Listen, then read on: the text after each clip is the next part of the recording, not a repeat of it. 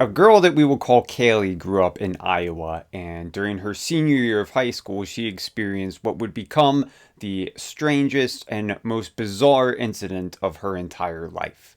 Now, in Iowa, the weather can go very quickly from let's go sledding weather to if we don't get home in the next 10 minutes, we're never going to make it home. And this was one such night. The weather was freezing cold. There was a steady stream of snow that made everything very, very quiet. And it was just a very still, very eerie, very cold night. It's a Friday night, and Kaylee has a friend over that we'll call Rob. And the two of them are just hanging out in Kaylee's basement, and they plan on just spending the evening talking and watching movies and this sort of thing. Kaylee's mother had gone out for the evening, and they weren't expecting her to be back until rather late, probably after midnight, so Kaylee knew that they would have the run of the house at least for a few hours.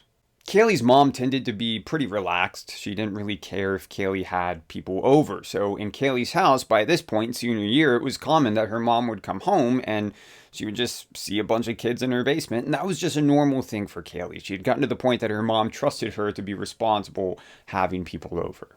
Kaylee and Rob decide that Kaylee's mom is probably not going to notice if one single bottle of wine just happens to go missing, and it might make the night more interesting. So the pair decide to just have a drink or two of this wine, and whenever Kaylee's mom gets home, they'll hide the evidence of their wine-related crime. So it's about 9:30 or 10 o'clock, and Kaylee's trying and struggling to open this bottle of wine, and as she's doing so, she hears the door to the garage open and then slammed shut. The way it was set up in Kaylee's house, you had the basement, and then directly above the basement, at least the part that she was in, was the kitchen. And you could take a right when you go up the stairs and you would go into the living room, or you could take a left, and on the other side of the kitchen was the door that goes into the garage. And that's the door that she heard open and close very quickly. Rob says to Kaylee, I thought your mom wasn't coming home until late. And Kaylee, now kind of scrambling to hide the bottle and the glasses, says, yeah, and she usually texts me before she comes home, so I'm not really sure what's going on. Kaylee listens, and she can hear heavy footsteps on the floor directly above her. And then she hears her mother's voice saying, Kaylee, is anybody home? Kaylee, a little bit flustered now, calls back up to her mom and says, yeah, Mom, I'm down here. I'm in the basement. She hears more heavy footsteps that she can tell are moving from the door to the garage over to the top of the basement stairs. She again hears her mother's voice call out, can you come up here for a minute? I need your help with something. And Kaylee, still now kind of trying to get herself together, says, yeah, Mom, just give me 1 minute and I'll be right up. Kaylee finally gets everything stowed securely under the couch when she hears her mother's voice for a third time say, Kaylee, is there somebody down there with you?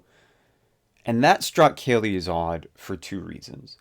The first one being that her tone sounded almost accusatory, as if Kaylee wasn't supposed to have people over, but it was a common thing that Kaylee always had people over, and she knew that it was a rule that at this point she didn't have to ask her mom. So it was very strange that her mother had kind of this accusatory tone. So that was one. But number two was there was something off.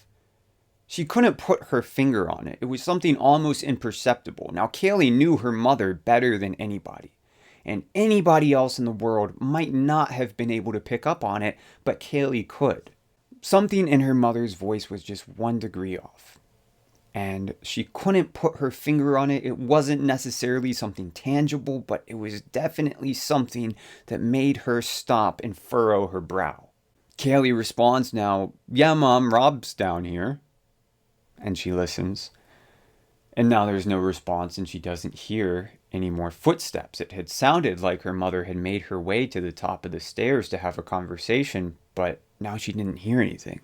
She listened, and she was struck by how eerily silent the house was. Usually when her mom gets home, she'll go into the fridge to grab a snack, or she'll get a drink of water. She'll be walking around the kitchen, going into the living room, turning on the TV, but she doesn't hear any sounds.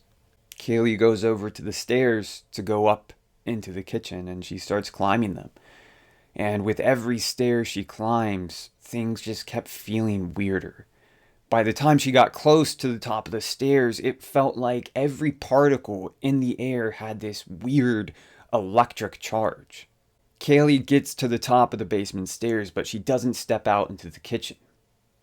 She peers into the kitchen and everything is pitch black. Nothing's been turned on. From her vantage point, she can look over to the right and she can see in the living room. There's no lights on in the living room. Nobody's in there. She looks over to the left and she can see the garage door. That's still closed and she thinks it looks like it's still locked. Now, really feeling like something might be wrong, she calls out into the darkness, "Mom, are you here?" There's no response, but something primal in Kaylee's brain finally tipped her off, and her adrenaline dumped at the realization that her mom's not home. She flies back down the stairs as quietly as she can, not to raise any suspicions, and she goes over to Rob and she says, "Rob, we have to leave right now." She grabs her keys from the table and she grabs Rob by the wrist and starts trying to pull him away from where he was sitting. And he says, What? What's going on?" Kaylee says, "My mom isn't home." Now, Rob's not quite getting it. He says, "What are you talking about? You were just talking to her. I heard her. I heard her walking around." She goes, "No, you don't understand. That wasn't my mom." With her keys in one hand and yanking Rob by the other, she starts heading for the far side of the basement where there was this walkout door, so she could go through that door into the backyard, circle around the house, and get up to her car. But as she's walking around the couch, behind the couch, she sees her dog and her cat are sat there and they're cowering together. And she realizes, I can't leave them. She knows she has to stay if for no other reason than to protect her dog and her cat from whatever it is that's upstairs in her house right now. She picks up her phone and now she calls her mom. Fortunately, her mom answers right away and Kaylee says, "Mom, are you home or were you just home a couple of minutes ago?" And her mom says, "No, I'm still out. I was coming home pretty soon, but I've been out this whole time. I haven't come home." Kaylee explains to her mom what's going on. She tells her the whole story up to this point, and her mom says, "Okay, I'm coming home as fast as I can. I will be there in a couple of minutes." And they hang up the phone. Now, Kaylee feels a little bit better knowing that her mom is coming home, but she also knows that a couple of minutes is kind of an exaggeration because best case scenario, it's probably going to take her mom about 20 minutes to get all the way back home. After hanging up with her mom, Kaylee can hear something upstairs. But now it's not the sound of those heavy footsteps that she was hearing a minute ago. She doesn't even really know quite how to describe it. It's almost like a pressure that's moving throughout the house. She can hear it and she can sense it moving from room to room. And as it moves, she could hear floorboards and door frames creaking in each of the rooms it went through. The feeling that Kaylee got was that this thing was like a black hole. And whenever it entered a room, it would suck all of the energy and she could feel it in her chest wherever this thing was in the house. The word that she used to describe it was that it seemed like it was hungry. Kaylee and Rob and the pets are just huddled in the basement and hoping that this thing doesn't start making its way downstairs when finally, after what seemed like forever, Kaylee hears a car pull up outside and she knows her mom has finally made it home. After a few seconds, she hears the door open. And when her mom opens that door, it was as if everything changed. The whole feeling inside of the house went from this dark and evil feeling to this normal one. Everything felt like it was fine. Kaylee has never experienced anything like that in that house before or since. And that raises the question, if it could happen in Kaylee's house, could that happen in anybody's house? Before the next story, I just want to say thanks for clicking on my video. I love to tell spooky and true stories. So if you like hearing spooky and true stories, you should consider subscribing. And if you do, I 100% guarantee you that all of your wildest dreams will come true. Jacob is living in rural Oklahoma with his mother when he's 11 years old. And the pair of them lived in this lake house that was way out in the country. There were other houses at this lake, but they were all super spaced out. Far enough that you couldn't see the neighbor from inside of Jacob's house. Partly because of the distance and partly because there was all this brush and trees and overgrowth that formed this natural barrier. So because of this, the house felt extremely isolated. Now, up to this point, it made the house feel peaceful. and idyllic. But one night, something happened that would change the way Jacob felt about that house forever. One night, Jacob is sleeping in his room when he wakes up very suddenly in a panic, just sitting bolt upright immediately. And he looks around the room, wondering what could have caused the panic, but of course there's nothing.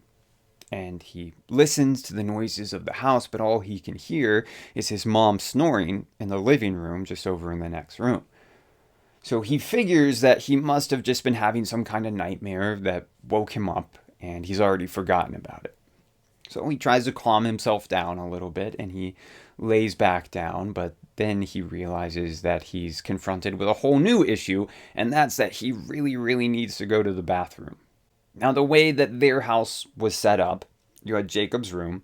When you exit his room, you go into a kitchen. There's an adjacent living room. That's where his mom is asleep. But if you go through the kitchen, there's this hallway, this dark hallway. And at the very end of the hallway was the bathroom. And it's the only bathroom in the house. So it's kind of a nightmare situation for a kid that needs to go to the bathroom in the middle of the night. So Jacob thinks for a minute, maybe I can just ignore this problem and go back to sleep. But he realizes pretty quickly that's not going to happen. He's going to have to make his way over to the bathroom. The mission is a success, and Jacob finishes his business. He clicks off the lights in the bathroom, and he starts walking down that dark hallway back toward his bedroom. Now he is almost to the end of that hallway, which would lead into the kitchen, when he hears a very familiar click. Now Jacob knows right away what that click was, but he doesn't want to believe it.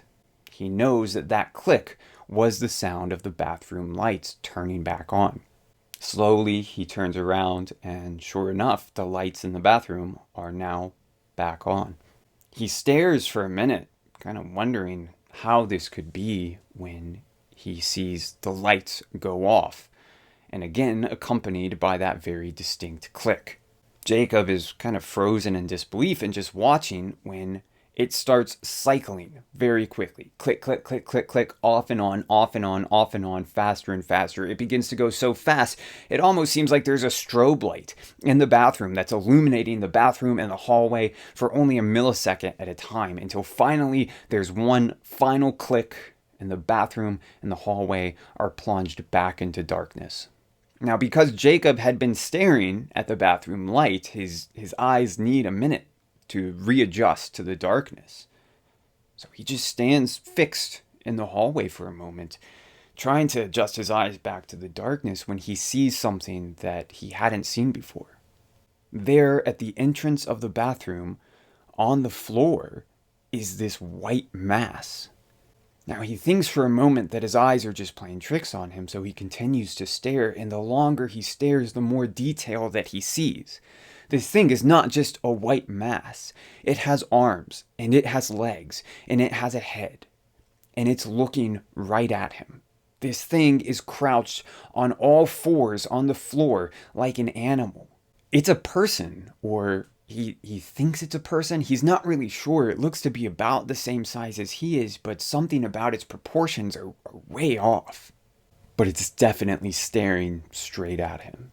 Jacob feels so scared now that he can't move, and that's when he hears a voice come out of this thing. And it says, "Help me, I'm lost." It was the voice of a grown man, or it seemed like one, but it was all distorted and strange. Jacob was shaking where he was standing. He wanted to scream out for his mother, and he wanted to run, but he was just frozen in fear. And the best that he could muster was to get out this very sheepish no. And when Jacob said no to this thing, it started to run at him, sprint at him on all fours like an animal down this hallway. And with that, Jacob finally found the ability to move, and he spins and he begins running through the kitchen into the living room and diving onto the couch where his mom is sleeping. Leaping onto his mother, and now in a full panic, he screams, "Mom, it's coming, please help." Jacob's mother is awake and alert in a millisecond, hearing her son in such a panic. She says, "Jacob, what is it? What's happening?" Jacob watches as his mother's eyes go from his face over his shoulder, looking over to where this thing is. Her eyes grow wide with fear. She opens her mouth and sends out the most blood-curdling scream that Jacob would ever hear in his life. And in a moment of panic and adrenaline and instinct, she grabs Jacob and she lifts him into the air, and with him, she runs back into Jacob's room. She slams the door, she locks it, and she throws herself against the door, wedging herself in place so that no matter what, this door is not going to open. Propping herself against the door, she's holding Jacob so tightly in her arms that he can barely breathe, and all they can do is listen. They can hear it. Just on the other side of the wall, they can hear it, and it sounds like it's running in circles throughout the house. They can hear its feet slapping against the tiles in the kitchen, and they can hear as it moves into the living room and its feet drag against the carpet. It sounds like it's searching for something, probably searching for them. And there's nothing that they can do other than sit in place and bar the door and hope it leaves. They hear this thing crashing through the house for what feels like an eternity. Finally, they hear the sliding glass door in the living room get thrown open and then slam shut so hard that it felt like the whole house shook. And then silence. Now all that Jacob can hear is his mother's panicked breathing and his breathing and his own heart that he can hear beating in his ears, but nothing else. The house now feels totally still, completely still. His mother sits there holding Jacob in her arms until the sun starts to peek in through the windows and they finally feel safe enough to open the door. That next day, Jacob gets sent to his grandmother's house the next town over, and he would stay with his grandmother for a few weeks. He would never set foot in that house again, not even to collect his things. His mother wouldn't allow it. She sold the house a few weeks later, collecting everything herself, but she forbid Jacob from ever coming anywhere near that house again. For many years, they just never spoke of this again. It was just a shared traumatic experience that they had, and they both had the understanding that even speaking of it, even thinking of it, might be enough to bring this thing back into their lives, whatever it was. But eventually Jacob had to know if his recollection of the events of that night were accurate, or if maybe he exaggerated some details in his 11-year-old brain. One day while sitting with his mother, he said, "Mom, I need to know, did this really happen the way that I'm remembering it?" And he gave his mother his best recollection of the events of that night. And his mother confirmed, yes, that is exactly what happened. You're not misremembering, you're not exaggerating. It was that bad. Finally, he asked her, "That night, when you looked over my shoulder and you saw it, what exactly was it that you saw?" But to this question, Jacob's mother wouldn't answer. She said that no matter what, she would take to her grave precisely what it was she saw when she looked over Jacob's shoulder that night. She did tell Jacob that after she had sent him away to stay with his grandmother and his mom was, gathering all their things together to try to sell the house, his mom was desperate for answers. She had to know what this was, and so she searched everywhere, every little nook and cranny of that house for anything that might be a clue, and then she went out onto the grounds of the house and deep into that overgrown area that was adjacent to the house. And in that overgrown area, she found 3 little graves. Graves from the early 1900s. And each of them was the grave of a child. Now, she doesn't know if that had anything at all to do with what it was that they saw. After all, Jacob knows that what he saw was not the spirit of a child. The voice that he heard, it sounded similar to that of a grown man, but it was distorted and bizarre. Certainly not the voice of a little child. Whatever it was, even though Jacob never got a clear look at it, the terror of that night will be imprinted on his mind forever, and he hopes that that thing will never find him again. Thanks for watching my spooky video. Don't forget to like and subscribe and leave a nice comment or a mean comment or a very neutral comment. But I'll see you next time. Thanks.